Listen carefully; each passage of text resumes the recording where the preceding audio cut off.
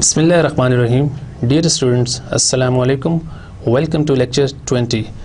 In previous lecture 19, we have studied about Norton's theorem and हमने उससे related कुछ questions भी किए थे. In lecture 20, we will solve some more problems related to Norton's theorem और हम एक नया theorem maximum power transfer theorem को भी स्टडी करेंगे. तो सबसे पहले हम स्टार्ट करते हैं नॉर्टन्स थ्योरम से रिलेटेड प्रॉब्लम से. Question number 2, using Norton's theorem find the current through the load resistor RL. So ये हमारे पास सर्किट है एक और इसमें हमने आईएल फाइंड आउट करना है यूजिंग नॉर्टन्स थ्योरम. तो नॉर्टन्स थ्योरम को अप्लाई करने के स्टेप्स आपको पता है कि सबसे पहले लोड को हम रिमूव करते हैं, उसके बाद आईएन फाइंड आउट करते हैं. लोड को जहाँ से रिमूव किया होता है उन दो पॉइंट्स को शॉर्ट करके हम आईएन फाइंड आउट करते हैं और फिर हम वोल्टेज सोर्स को शॉर्ट करके आरएन फाइंड आउट करते हैं. तो सबसे पहले हम इस सर्किट में आरएन फाइंड आउट करते हैं. आरएन के लिए हम इस वोल्टेज सोर्स को शॉर्ट कर देंगे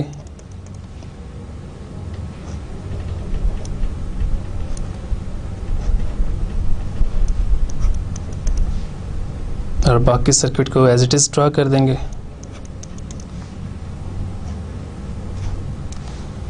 और यहाँ से लोड को रिमूव कर देंगे हम. और यहाँ से आप आरएन देखेंगे. सो ये रजिस्टर हमारे पास 10 किलो ओम्स का है, ये रजिस्टर भी 10 किलो ओम्स का है, ये भी 10 किलो ओम्स का है और ये 5.6 और ये भी 5.6 किलो ओम्स का है. तो आरएन के लिए आपके पास एक्सप्रेशन कुछ इस तरह बनेगा कि आपके पास ये दोनों रजिस्टर्स पैरेलल हैं, then they are in series with 10 kilo ohm, then again this combination is in parallel with this resistor, and finally these all resistors are in series with 10 kilo ohm. तो इसके लिए हम expression लिखते हैं 10 kilo ohm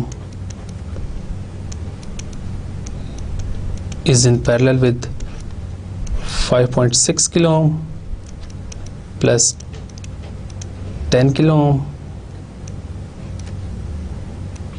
Then this whole expression is in parallel with 5.6 kilo ohm, and finally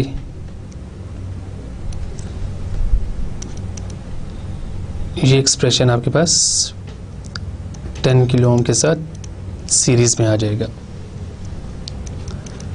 तो जब आप इनको सिंप्लीफाई करेंगे, इस एक्सप्रेशन को सिंप्लीफाई करेंगे, तो आपके पास आरएन की वैल्यू आ जाएगी which is equal to 14 kilo ohm.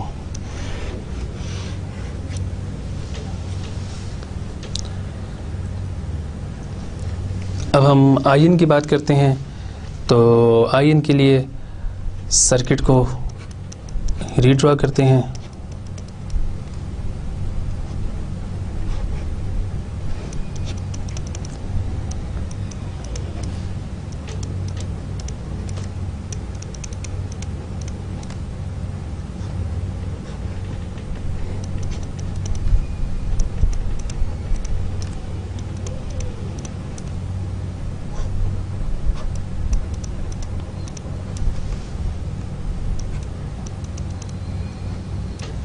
तो आपके पास लोड रेजिस्टर यहाँ पे था, तो उस रेजिस्टर को मैंने रिमूव कर दिया और इन दोनों पॉइंट्स को शॉर्ट कर देंगे. तो जो करंट यहाँ से पास कर रहा होगा उसको हम आईएन कह देते हैं. तो हमने आईएन फाइंड आउट करना है. तो आईएन फाइंड आउट करने के लिए आपके पास ये करंट होना चाहिए. सपोज इस करंट को मैं I1 कह देता हूँ और I1 को फाइंड आउट करने के लिए आपके पास टोटल करंट IT होना चाहिए। तो सबसे पहले हम इस सर्किट में RT फाइंड आउट करते हैं।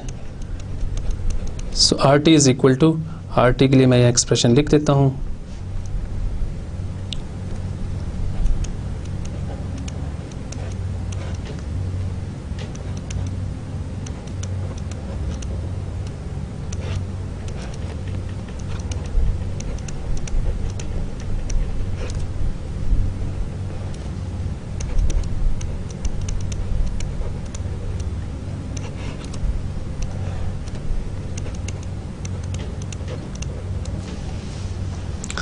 ये दोनों रेजिस्टर्स आपके पास पैरेलल में हैं। Then this group is in series with this resistor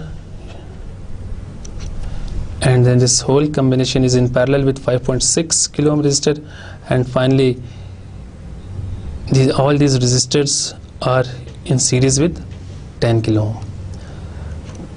तो जब आप इसको सिंप्लीफाई करेंगे तो आपके पास RT की वैल्यू आ जाएगी 14 किलो ओम्स के इक्वल। अब यहाँ से हम IT की वैल्यू फाइंड आउट कर सकते हैं। IT is equal to VS by RT। तो VS की वैल्यू 32 वोल्ट्स गिवन है और RT की वैल्यू 14 किलो ओम्स गिवन है हमारे पास यहाँ पे। तो यहाँ से हम IT की वैल्यू फाइंड आउट कर सकते हैं। तो आपके पास IT की वैल्यू आ जाएगी 2.29 मिली एम्पेयर्स के इक्वल। अब हमारे पास ये करंट, टोटल करंट आ गया है जो इस नोड में एंटर हो रहा है। अब हम इस नोड से आगे सर्किट पे CDR अप्लाई करते हैं। सो हमारे पास I1 के लिए जो एक्सप्रेशन बनेगा कुछ इस तरह का होगा। 5.6 किलो ओम न्यूमरेटर में आ जाएगा और उसको डिवाइड कर देंगे हम 5.6 किलो ओम प्लस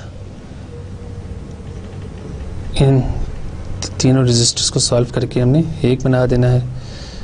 तो आपके पास ये आ जाएगा 10 kilo ohms parallel to 10 kilo ohms plus 10 kilo ohms. क्योंकि CDR में हमें अगर I1 करंट चाहिए तो, और I1 करंट आपके पास जी है जो 10 किलो ओम में से पास कर रहा है, तो आप इसको 2 ब्रांचेस में डिवाइड कर दें। एक ब्रांच आपके पास ये बन जाएगी और एक ब्रांच आपके पास इन तीनों को मिला के बन जाएगी। अब आपको अगर ये करंट चाहिए I1 तो इसके अपोजिट आपके पास ये रजिस्टर और ये ब्रांच आ रहा है, तो इसको हमने ऊपर रख दिया डिवाइडेड बाय 5.6 प्लस इन तीनों का सिंप्लीफाई करके जो भी एक्सप्रेशन बनता है उसको हमने यहाँ पे लिख देना है। तो जब हम इसमें वैल्यूज़, इन वैल्यूज़ को सिंप्लीफाई करेंगे तो हमारे पास I1 की वैल्यू आ जाएगी 668 माइक्रो एम्पेयर्स। तो अब हम IN फाइंड आउट करते हैं। So IN current actually 10 kilo ohm resistor में से पास हो के आगे जाएगा। So again by using CDR IN is equal to 10 kilo ohm this resistor divided by 10 kilo ohm plus 10 kilo ohm into, अब इस नोड में करंट कौन सा एंटर हो रहा है I1, तो इसको हम I1 से मल्टीप्लाई कर देंगे और इसको जब आप सिंप्लीफाई करेंगे तो IN की वैल्यू आपके पास आ जाएगी 240 माइक्रो एम्पियर्स। तो हमने RN और IN दोनों फाइंड आउट कर लिए हैं इस सर्किट के लिए। तो अब हम नॉर्टन्स इक्विवेलेंट फॉर्म बनाते हैं। तो आपके पास एक करंट सोर्स होता है और इसके पैरेलल रेजिस्टर RN होता है और जो लोड हमने रिमूव किया था शुरू में उसको आप इसके पैरेलल कनेक्ट कर दें। तो ये आपके पास नॉर्टन्स इक्विवेलेंट फॉर्म आ गई है। अब हमारे पास IN की वैल्यू भी आ गई है, हमारे पास RN की वैल्यू भी आ गई है और अब हम IL ईजिली फाइंड आउट कर सकते हैं। So IL is equal to RN divided by R N plus R L into I N. तो इसमें आर एन, आर एल और आई एन की वैल्यूज़ पुट करेंगे तो आई एल की वैल्यू हमारे पास आ जाएगी 116 माइक्रो एम्पेयर्स के equal. So this is the load current I L.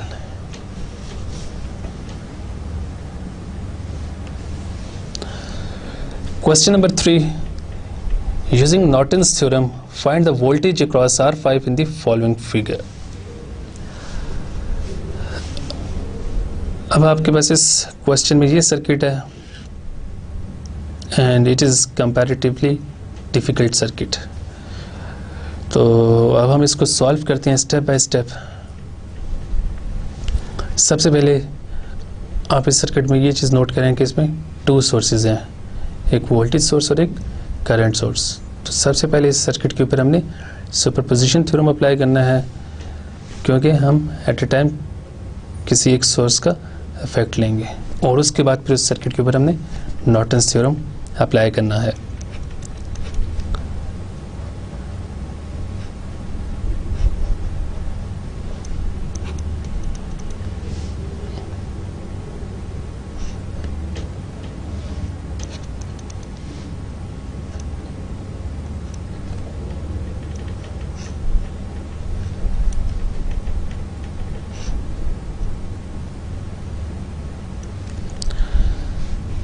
तो ये आपके पास रजिस्टर R1 है, ये रजिस्टर R2 है, this is R5, this is R3, ये आपके पास बैटरी है and this register is R4। और यहाँ पे आपके पास करंट सोर्स था जिसको हम ओपन कर देंगे।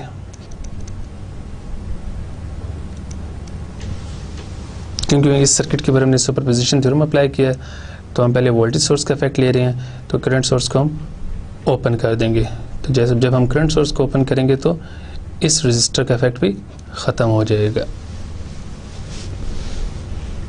तो आपके पास सर्किट की जो फॉर्म बन जाएगी वो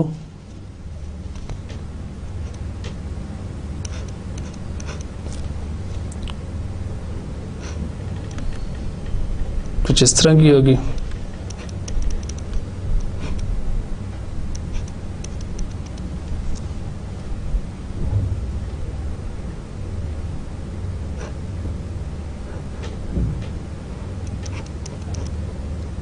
एक रजिस्टर आपके पास यहाँ पे है which is R3, this is R2, this is R1 and this is R4.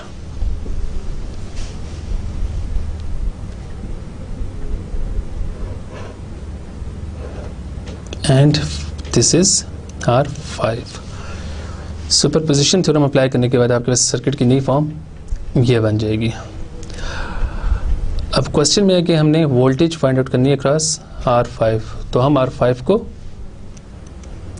Assume करते हैं कि हमारा R लोड है। तो सबसे पहले हम इस सर्किट में IN फाइंड आउट करते हैं। सो IN के लिए इस रजिस्टर R5 को यहाँ से रिमूव करके इसको हम शॉर्ट से रिप्लेस कर देंगे। तो अब आपके पास सर्किट की जो नई फॉर्म आएगी वो कुछ इस तरह की होगी।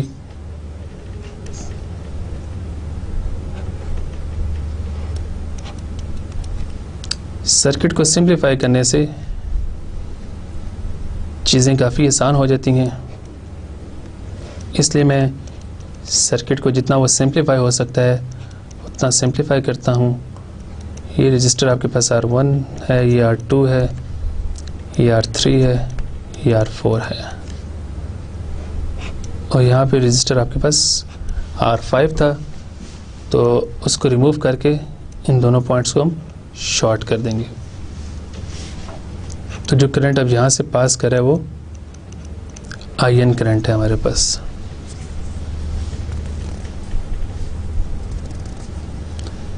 तो अब सबसे पहले इस सर्किट में हम RT फाइंड आउट करते हैं। सो इस सर्किट में RT के लिए आपके पास जो एक्सप्रेशन आएगा वो कुछ इस तरह का होगा, R3 plus R1 parallel to R4, क्योंकि इसमें जो रजिस्टर है R2 वो बाईपास हो रहा है यहाँ से, क्योंकि R2 के पैरेलल एक शॉर्ट कनेक्टेड है, तो करंट शॉर्टेस्ट पाथ को फॉलो करेगा और R2 में से करंट पास नहीं होगा। सो मीन्स कि इस केस में R2 बाईपास हो रहा है, तो RT का एक्सप्रेशन हमारे पास ये आ जाएगा, और इसको जब आप सिंप्लीफाई करेंगे तो आपके पास RT की वैल्यू आ जाएगी 6.51 किलो ओम्स। और अब यहाँ से हम IT की वैल्यू फाइंड आउट कर लेते हैं। IT is equal to VS by RT। VS हमें गिवन है 50 वोल्ट्स और RT हमारे पास आया है 6.51 किलो ओम्स। तो इसको जब आप सिंप्लीफाई करेंगे तो IT की वैल्यू हमारे पास आ जाएगी 7.68 मिली एम्पियर्स।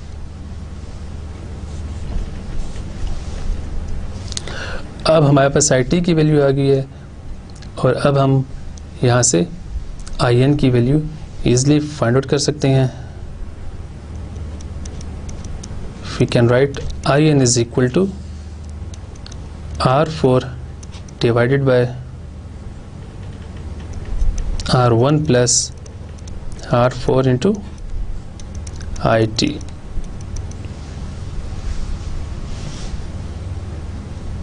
तो इसको जब आप सिंप्लीफाई करेंगे तो आपके पास IN की वैल्यू आ जाएगी 6.98 मिली एम्पियर्स के इक्वल। अब इसमें ये एक्सप्रेशन कैसे हमने लिखा, अगर आप इस फिगर को देखें तो आपके पास टोटल करंट इस नोड में एंटर हो रहा है। अब ये रजिस्टर R2 तो बाईपास हो रहा है, ये तो ख़त्म हो जाएगा। अब आपके पास करंट इस नोड पे आके डिवाइड होगा, और कुछ करंट आपका यहाँ चला जाएगा और कुछ करंट R4 में आ जाएगा। तो अब हमें IN फाइंड आउट करना है, जो करंट यहाँ से पास कर रहा है, and this current is actually passing through register R1। तो हम ये भी कह सकते हैं कि IN is equal to I1। So जब हमें I1 फाइंड आउट करना होगा तो हम इसके ऑपोजिट साइड पे जो रजिस्टर है which is in this case R4, उसको हम न्यूमरेटर में रखेंगे divided by R1 plus R4 into IT। तो यहाँ पे आपके पास IN की वैल्यू आ जाएगी 6.98 मिली एम्पियर्स।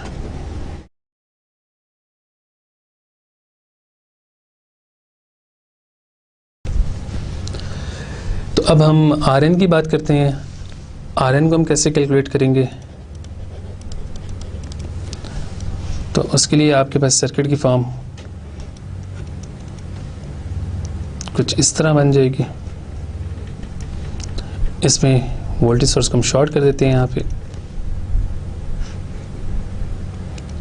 रजिस्टर आपके पास R4 है, यहाँ पे R3 है, यहाँ R1 है और यहाँ पे R2 है, और करंट सोर्स यहाँ पे ओपन हो जाएगा। तो आपके पास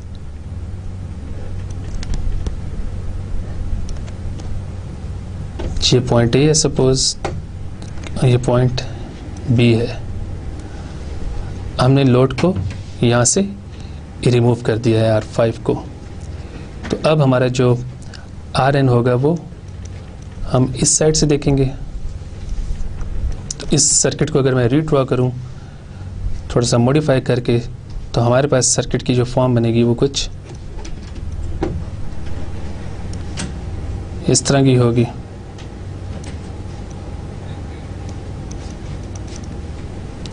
This is R1, this is R2, this is R3, और ये पॉइंट A है और ये पॉइंट B है, और यहाँ पे एक रजिस्टर है R4।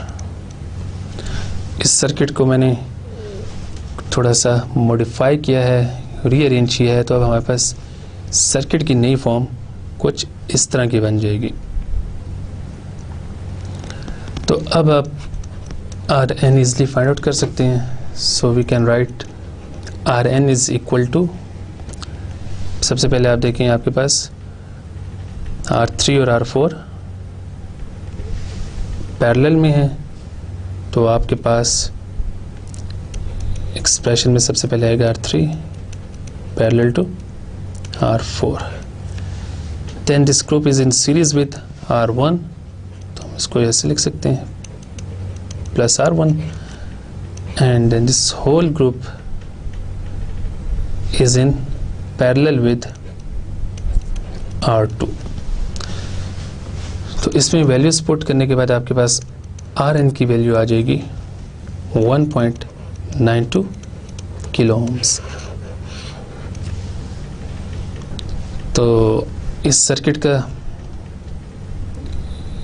नॉर्टन्स इक्विवेलेंट हम बनाते हैं, तो आपके पास जो इसका नॉर्टन्स इक्विवेलेंट सर्किट बनेगा वो कुछ इस तरह होगा कि ये आपके पास आई एन होगा, ये आपके पास आर एन है, और ये आपके पास जो आपका इस केस में लोड था जो कि R5 है। तो यहाँ पे हम current through R5 find out कर सकते हैं। हम इसको लिख सकते हैं current through R5 resistor is equal to R N divided by R N plus R5 into I N. ये हमने CDR अप्लाई कर दिया, और यहाँ से आई R5 की वैल्यू हमारे पास आ जाएगी 2.57 मिली एम्पेयर्स के इक्वल। तो जब हमने वोल्टेज सोर्स का इफेक्ट लिया तो उस वक्त हमारे पास करंट थ्रू R5 की वैल्यू आ गई है 2.57 मिली एम्पेयर्स। अब हम करंट सोर्स के इफेक्ट की बात करते हैं। तो इसमें अब हमने वोल्टेज सोर्स को शॉर्ट कर देना है, तो हमारे पास अब सर्किट की जो फॉर्म बनेगी कुछ इस तरह होगी। This is R1, this is R2, this is R3, this is R4, और यहाँ पे आपके पास करंट सोर्स है, और यहाँ पे एक रजिस्टर R6 है।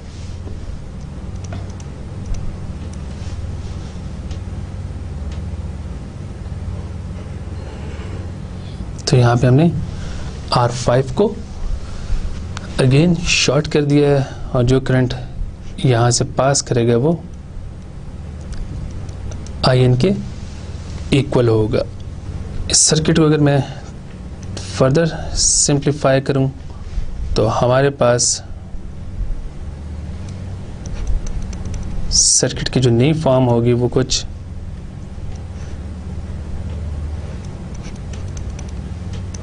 इस तरह की होगी कि यहाँ पे रजिस्टर R1 होगा, यहाँ पे R3 होगा, यहाँ पे ये रजिस्टर R4 है, और यहाँ पे आपके पास करंट सोर्स और एक सीरीज में रजिस्टर होगा, और करंट सोर्स की वैल्यू 10 मिली एम्पेयर्स के इक्वल है। तो अब जो करंट यहाँ से पास कर रहा है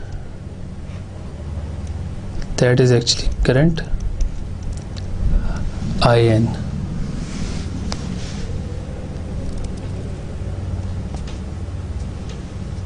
तो अब इसमें हम IN ईजिली फाइंड आउट कर सकते हैं। So we can write IN is equal to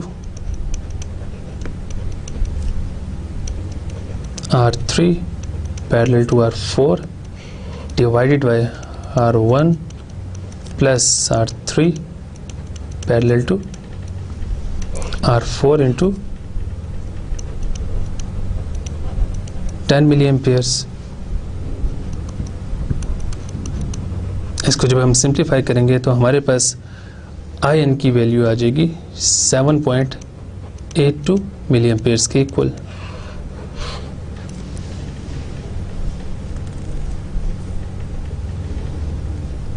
और इस सर्किट के लिए हम आर एन पहले ही फाइंड आउट कर चुके हैं, विच इज इक्वल टू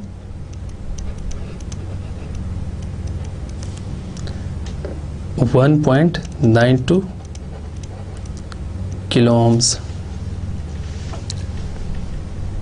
तो अब इस सर्किट का जो नॉर्टन्स इक्विवेलेंट सर्किट बनेगा वो कुछ इस तरह का होगा कि आपके पास यहाँ पे एक करंट सोर्स आई एन होगा, यहाँ पे एक पैरेलल रेजिस्टर आर एन होगा और यहाँ पे आपके पास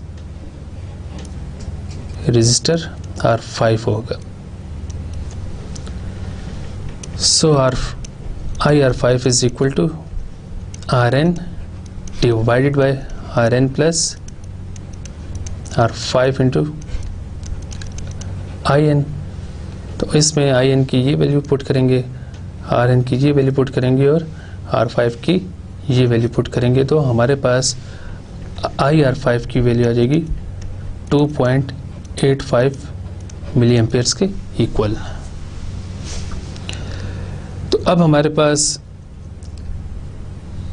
current through IR5 due to voltage source भी आ गया और करंट थ्रू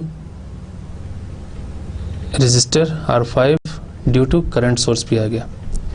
तो IR5 टोटल हमारे पास किसके इक्वल होगा? हम यहाँ से पहले करंट की डायरेक्शन देख लेते हैं। तो आपके पास जैसे कि IR5 की पहले जो वैल्यू आई थी वो 2.57 मिली एम्पेयर्स के इक्वल है और जो अब आपके पास वैल्यू आई है वो 2.85 मिली एम्पेयर्स के इक्वल है। तो IR5 टोटल किसके इक्वल हो जाएगा? दोनों करंट्स को हम ऐड कर देंगे, IR5 due to voltage source and IR5 due to current source. तो इसमें करंट सोर्स की वजह से जो डायरेक्शन होगी वो लेफ़्ट साइड पे होगी और इसी तरह इसमें वोल्टेज सोर्स की वजह से डायरेक्शन भी लेफ़्ट साइड पे होगी। तो ये दोनों करंट्स ऐड होके टोटल करंट बना देंगे 5.42 मिली amperes. So this is the total current flowing through resistor R5। और अगर हम इस रेजिस्टर के क्रॉस वोल्टेज फाइंड आउट करना चाहें तो हम लिख सकते हैं V5 is equal to IR5 total into R5। So voltage across resistor R5 is equal to 17.9 volts।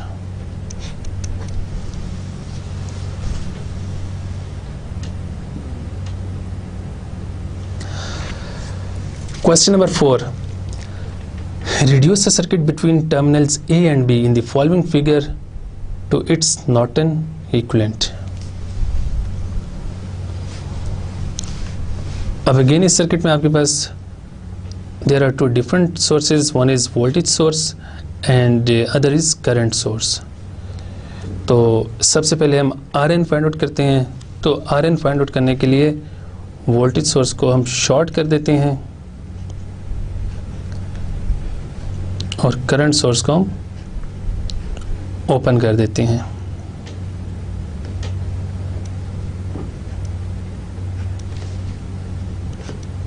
So this is terminal A and this is terminal B।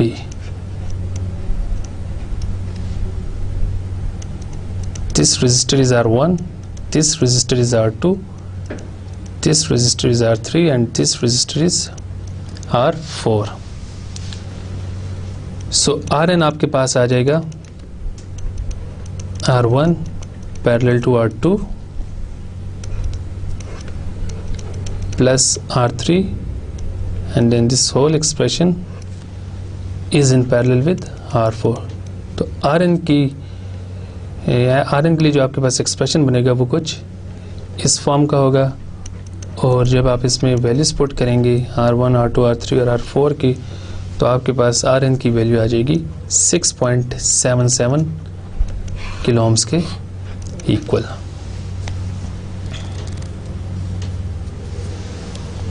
अब again इस circuit पे हम सुपरपोजिशन थ्योरम अप्लाई करते हैं, और सबसे पहले हम वोल्टेज सोर्स का इफेक्ट देखते हैं इस सर्किट के ऊपर।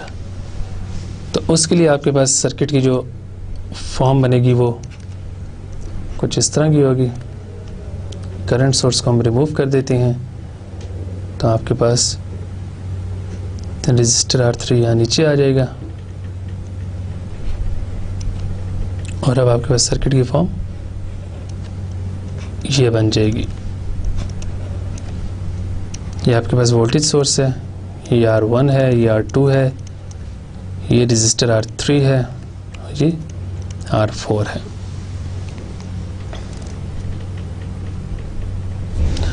अब क्योंकि इस सर्किट में हमने नॉर्टन्स थ्योरम अप्लाई करना है, तो हम इन दोनों टर्मिनल्स को शॉर्ट कर देते हैं। तो अब जो करंट यहाँ से पास कर रहा होगा दैट इज नॉर्टन करंट, तो हम उसको फाइंड आउट करते हैं। तो उसके लिए सबसे पहले हम सर्किट का RT फाइंड आउट करते हैं। सर्किट का RT आपके पास इक्वल होगा R3 parallel to R2 plus R1 की।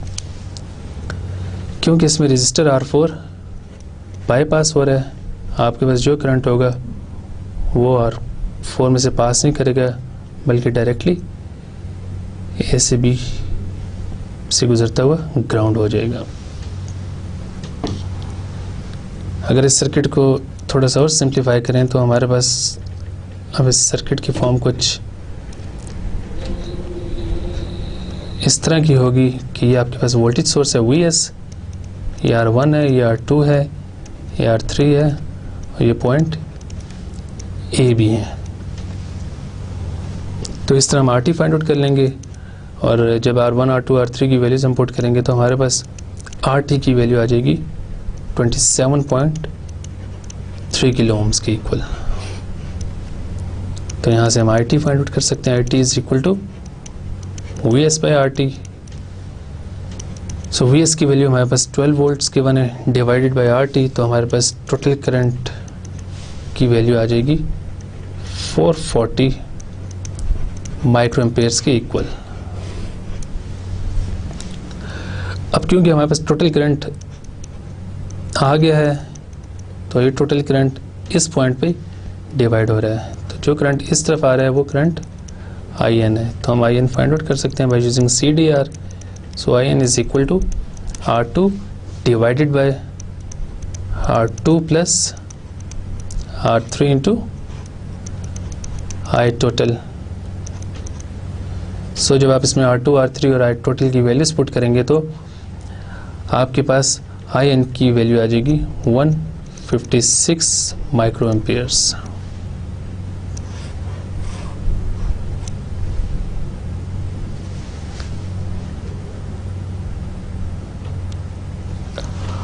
अब हम करंट सोर्स का इफेक्ट लेते हैं, तो उसके लिए मैं सर्किट को रीड्रॉ करता हूं, तो वोल्टेज सोर्स हमारे पास शॉर्ट हो जाएगा।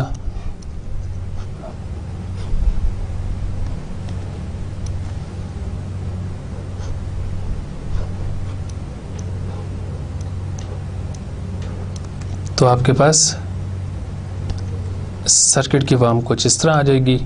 ये आपके पास रजिस्टर R1 है, ये रजिस्टर R2 है, ये रजिस्टर R3 है, this is current source and this is register R4,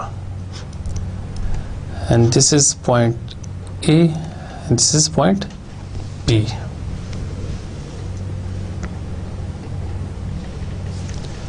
तो इस सर्किट को अगर मैं मज़ीद सिंप्लीफाई करूं तो हमारे पास सर्किट की फॉर्म कुछ इस तरह की बन जाएगी।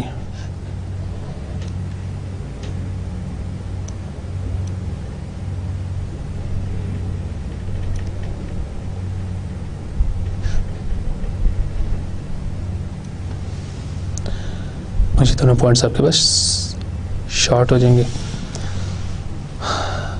और इस सर्किट को मैंने रीअरेंज करके रीड्रॉ किया है, तो अब हमारे पास सर्किट की नई फॉर्म ये आ जाएगी। तो ये आपके पास रजिस्टर R1 है, ये रजिस्टर R2 है, ये करंट सोर्स है IS, और ये रजिस्टर हमारे पास है R3। और इस केस में रजिस्टर R4 बाईपास हो जाएगा और इसका इफेक्ट ख़त्म हो जाएगा, क्योंकि जब पैरेलल में आपके पास एक रजिस्टर हो और एक सिंपल वायर हो, तो इसके जब आप रेजिस्टेंस फाइंड आउट करेंगे और इस सर्किट की, तो वो 0 की इक्वल होगी। तो इस केस में इन दोनों का इफेक्ट 0 के इक्वल है, तो इसको हम ख़त्म कर देंगे। तो उसके बाद आपके पास सर्किट की फॉर्म ये बन जाएगी और आपके पास ये पॉइंट A है और ये पॉइंट B है, and this is current IN। तो अब इस सर्किट पे अगर हम CDR अप्लाई करें तो हमारे पास IN के लिए जो एक्सप्रेशन आएगा वो कुछ इस तरह बनेगा कि R3 न्यूमरेटर में होगा divided by R3 plus R1 parallel to R2 into total current IS।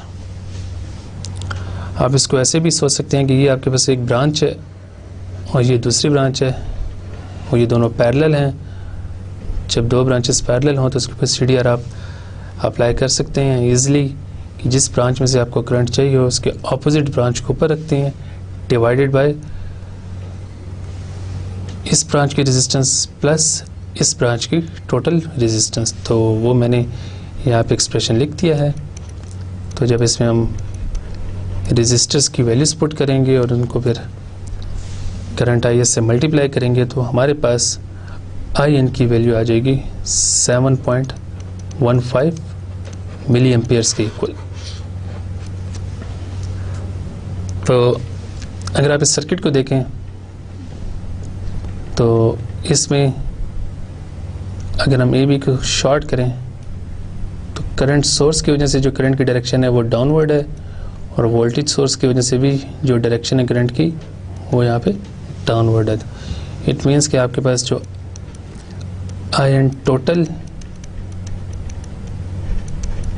Due to both sources वो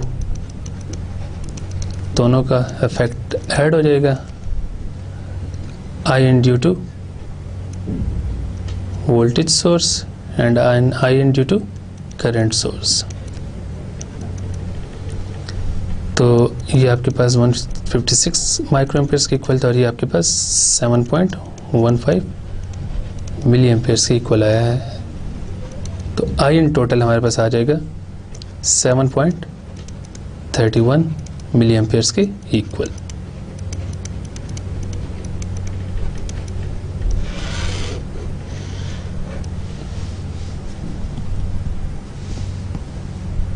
तो इसका अगर हम नॉर्टन इक्विवेलेंट बनाएं तो इस केस में आपके पास जो नॉर्टन इक्विवेलेंट बनेगा वो यहाँ पे आपके पास नॉर्टन करंट आ जाएगा, यहाँ आपके पास नॉर्टन रेजिस्टेंस आ जाएगी RN और यहाँ पे टर्मिनल A और टर्मिनल B आ जाएंगे।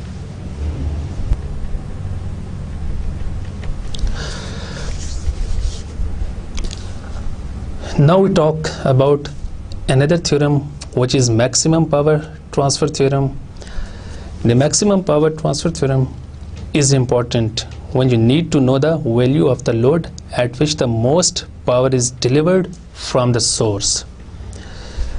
Maximum power transfer theorem की definition है that is for a given source voltage maximum power is transferred from a source to a load when the load resistance is equal to the internal source resistance.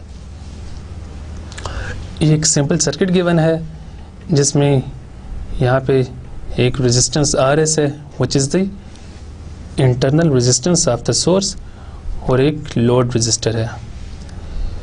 So from the statement when RS is equal to RL, so then maximum power will be transferred from the source to the load. ये तो आपके पास एक simple circuit है. अगर आपके पास कोई complicated circuit हो जिसमें बहुत से रेजिस्टर्स हों तो फिर आप सबसे पहले R थेवेनिन फाइंड आउट करेंगे उस सर्किट का. उसके बाद फिर आप कह सकते हैं कि when R Thevenin is equal to RL then maximum power will be transferred to the load. Maximum power transfer theorem को समझने के लिए हम एक क्वेश्चन करते हैं. Question is the source in the following figure has an internal source resistance of 75 ohm. We have to determine the load power for each of the following values of load resistance. RL की value हमारे पास first case में 0 ohm है, then 25 ohms, then 50 ohms, then 75 ohms, then 100 ohms and then 125 ohms. तो हमने different loads के लिए power find out करनी है और हमने देन कंपेयर करना है कि किस लोड के लिए मैक्सिमम पावर लोड को ट्रांसफ़र हो रही है. और फाइनली फिर हमने ग्राफ ड्रा करना है which will be showing the load power versus the load resistance. तो सबसे पहले हम पार्ट ए की बात करते हैं. जब आपके पास RL की वैल्यू 0 ohm है तो टोटल करंट हमारे पास किसके इक्वल होगा. जब RL 0 होगा तो टोटल करंट हमारे पास सर्किट में होगा VS बाय RS के equal.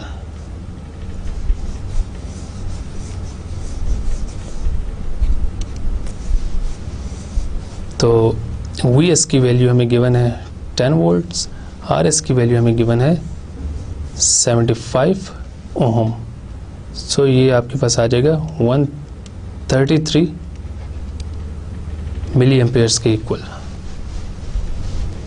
So this total current is equal to the load current. क्योंकि ये दोनों रेजिस्टर सीरीज में हैं तो दोनों में से सेम करंट पास कर रहा होगा. सो अब हम पावर फाइंड आउट कर लेते हैं कि लोड में मैक्सिमम पावर कितनी है. जब आपके पास लोड की वैल्यू 0 ohm है so this is equal to I square into RL. तो इस केस में जब आपके पास लोड की वैल्यू 0 ohms है तो आप इसको जब करंट के साथ मल्टीप्लाई करेंगे तो आपके पास पावर भी 0 हो जाएगी. सो ये आपके पास 0 वाट के इक्वल आ जाएगा. अब हम पार्ट बी की बात करते हैं. When load is equal to 25 ohms तो इस वक्त आपके पास जो लोड करंट होगा and this is equal to the total current of this circuit, उसको हम by using Ohm's law find out कर सकते हैं. VS divided by RS plus RL. So VS की वैल्यू 10 वोल्ट्स हम यहाँ पुट करेंगे, RS की वैल्यू 75 ohms और RL की वैल्यू 25 ohms पुट करेंगे. तो इसको जब आप सिंप्लीफाई करेंगे तो IL की वैल्यू हमारे पास आ जाएगी 100 मिली एम्पेयर्स. तो अब यहाँ से हम पावर फाइंड आउट करते हैं. PL is equal to LI square into RL. So it will become 100 milli ampere square into 25 ohm. जब आप इन दोनों को मल्टीप्लाई करेंगे तो आपके पास पावर आ जाएगी 250 मिली वॉट्स.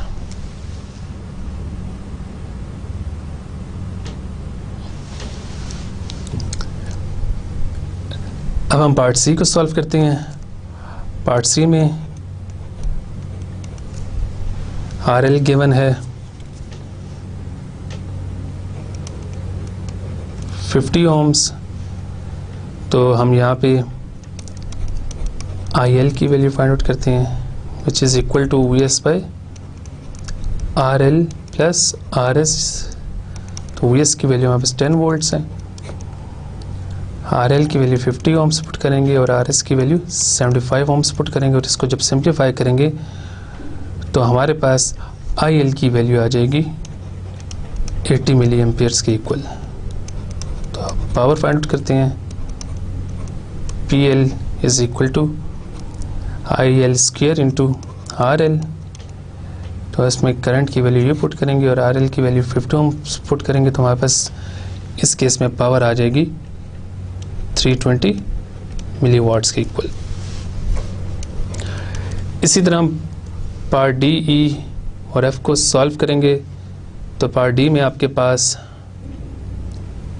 करंट की वैल्यू आ जाएगी 66.7 मिली एम्पेयर और पावर की वैल्यू आपके पास आ जाएगी 334 मिली वाट। इसी तरह ई में आपके पास करंट की वैल्यू आ जाएगी 57.1 मिली एम्पेयर्स और PL की वैल्यू आपके पास आ जाएगी 326 मिली वाट्स के equal.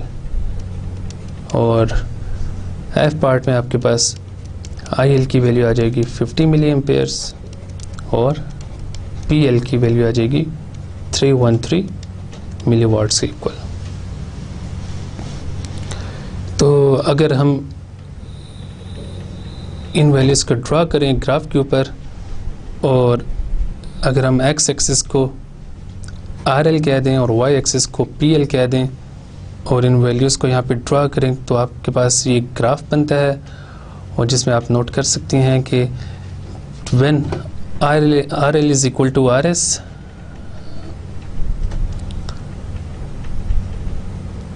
When RL is equal to RS, तो उस टाइम पे maximum power is transferred from the source to the load। तो जब आपके पास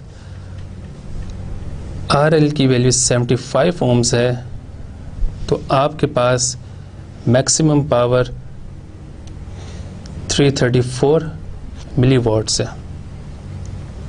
तो हम कह सकते हैं कि पार्ट डी में आपके पास मैक्सिमम पावर लोड को ट्रांसफ़र हो रही है।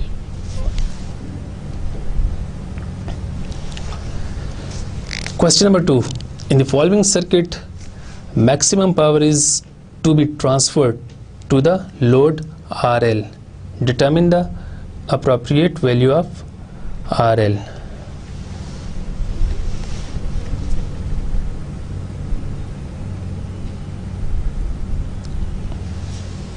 Question number 2, in the following circuit maximum power is to be transferred to the load RL and we have to determine the value of RL। तो as we know by maximum power transfer theorem, when RS is equal to RL, so then maximum power transfer होती है to the load. तो इस case में अगर ये आपके पास ये RL है तो ये आपके पास RS की इक्वल होगा। तो RS की वैल्यू आपको गिवन है which is equal to 12 ohms, so we can say that RL is also equals to 12 ohm। So जब RL की वैल्यू 12 ohms होगी तो उस वक्त मैक्सिमम पावर लोड को ट्रांसफ़र हो रही होगी। Question number 3, in the following circuit maximum power is transferred to the load RL and in this circuit we have to find the value of RL। So अब इस case में आपके पास एक current source है, उसकी इंटरनल रेजिस्टेंस गिवन है 8.2 kilo ohm और यहाँ पे एक लोड रजिस्टर है। So again when R L is equal to R S, तो इस केस में आपके पास आर एस की वैल्यू 8.2 किलो ओम्स है। So R L is equal to 8.2 kilo. So then maximum power will be transferred to load. Question number 4. In the following circuit, maximum power is to be transferred to the load RL. Determine the appropriate value for RL. तो as we know that RS is equal to RL, maximum power will be transferred to the load. So इसको हम ऐसे भी लिख सकते हैं कि when RTH is equal to RL, then maximum power is transferred to the load. So अब इस सर्किट का हम RTH फाइंड आउट करते हैं और फिर उस RTH से हम RL की वैल्यू फाइंड आउट कर सकते हैं। तो इस सर्किट को मैं रीड्रॉ करता हूँ।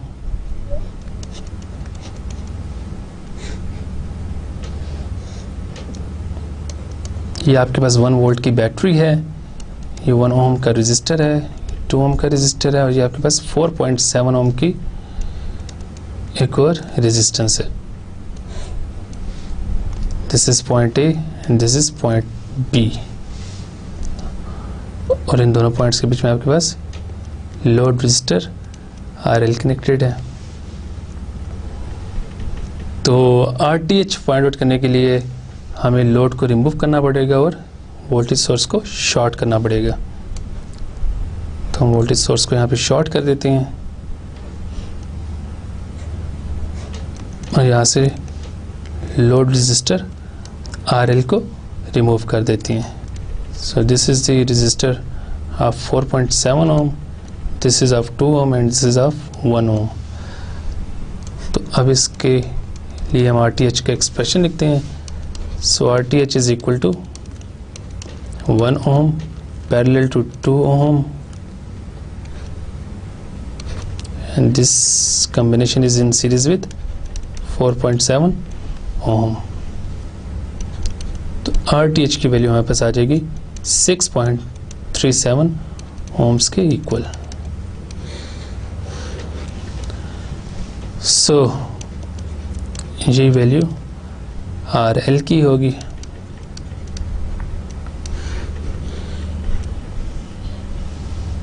सो जब RL की वैल्यू 6.37 हम यहाँ पे रखेंगे तो मैक्सिमम पावर लोड को ट्रांसफ़र हो रही होगी। Question number 5. In the following circuit, maximum power is to be transferred to the load RL. Determine the appropriate value for RL. तो इस सर्किट में हम दोबारा हमने RTH की वैल्यू सबसे पहले फाइंड आउट करनी है।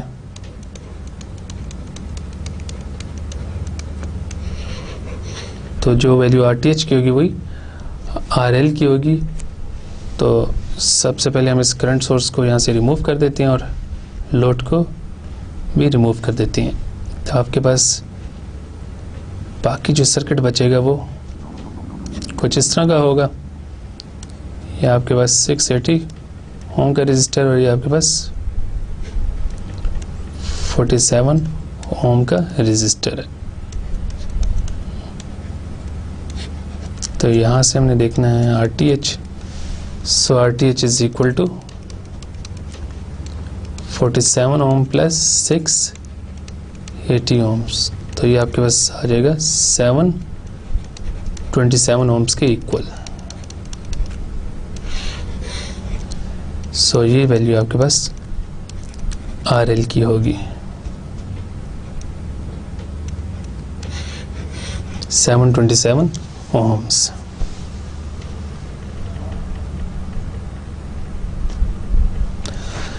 Question number 6. Determine the value of RL for maximum power. So इसमें हम RTH फाइंड आउट करते हैं। तो जो वैल्यू RTH की होगी वही RL की होगी। तो इस सर्किट में जो वोल्टेज सोर्स है उसको हम शॉर्ट कर देते हैं और करंट सोर्स को ओपन कर देते हैं, और सर्किट को रीअरेंज करके दोबारा ड्रॉ करते हैं। तो सर्किट की कुछ फॉर्म आपके पास इस तरह की आएगी। जब आप इसको शॉर्ट करेंगे तो आपके पास यहाँ पे 4.7 ओम का रेजिस्टर आ जाएगा। ये यहाँ से शिफ्ट होके इसको मैं यहाँ ले आऊँगा। करंट सोर्स जब ओपन होगा तो ये ख़त्म हो जाएगा और आपके पास जहाँ पे 15 ओम रेजिस्टर आ जाएगा और यहाँ पे 8.2 ओम रेजिस्टेंस है। और लोड को हम रिमूव कर देंगे RTH के लिए। तो हम इस साइड से RTH देख रहे हैं, तो RTH हमारे पास आ जाएगा 8.2 plus 8.2 parallel to 4.7, and then this group is in parallel with 15 ohm resistance, and finally this whole expression is in series with 8.2 ohm resistor। तो जब आप इसको सिंप्लीफाई करेंगे तो आपके पास RTH की वैल्यू आ जाएगी 11.1 ओम्स के इक्वल। सो आपके पास यहाँ पे इस केस में RL की वैल्यू 11.1 ओम होगी।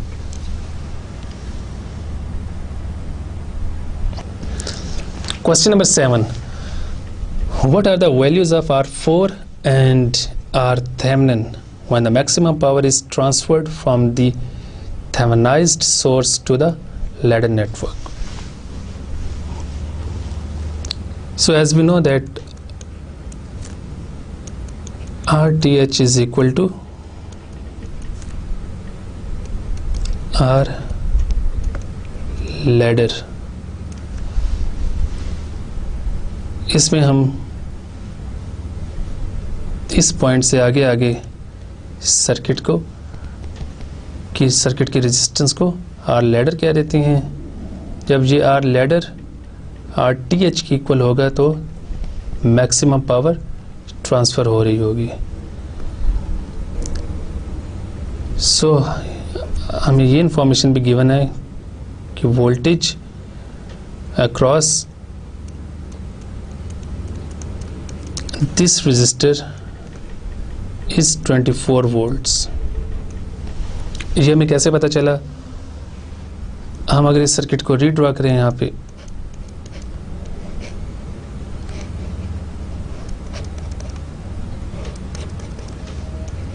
ये भी थेवेनिन गिवन है हमें 48 वोल्ट्स, ये आर थेवेनिन है और इसको मैंने आर लैडर कह दिया। तो जब ये दोनों सेम होंगे तो आपके पास लोड में या इस केस में आर लैडर में मैक्सिमम पावर जा रही होगी। तो जब ये दोनों सेम होंगे तो इनके क्रॉस वोल्टेज भी सेम ड्रॉप होगी। यहाँ पे टोटल वोल्टेज 48 वोल्ट्स के बना है तो 24 वोल्ट्स इसके क्रॉस ड्रॉप हो रहे हैं और 24 वोल्ट्स इस लैडर नेटवर्क के क्रॉस ड्रॉप हो रहे हैं। तो जब हमें इस आर थेवेनिन के क्रॉस वोल्टेज मिल गई है तो अब हम आर थेवेनिन की वैल्यू फाइंड आउट कर सकते हैं। So we can write R Thevenin is equal to V R Thevenin divided by 0.5 amperes current. तो इसकी वैल्यूज़ जब आप पुट करेंगे वी आर थेवेनिन की 24 वोल्ट्स को 0.5 से डिवाइड करेंगे तो आर थेवेनिन की वैल्यू हमारे पास आ जाएगी 40 8 ohms के इक्वल।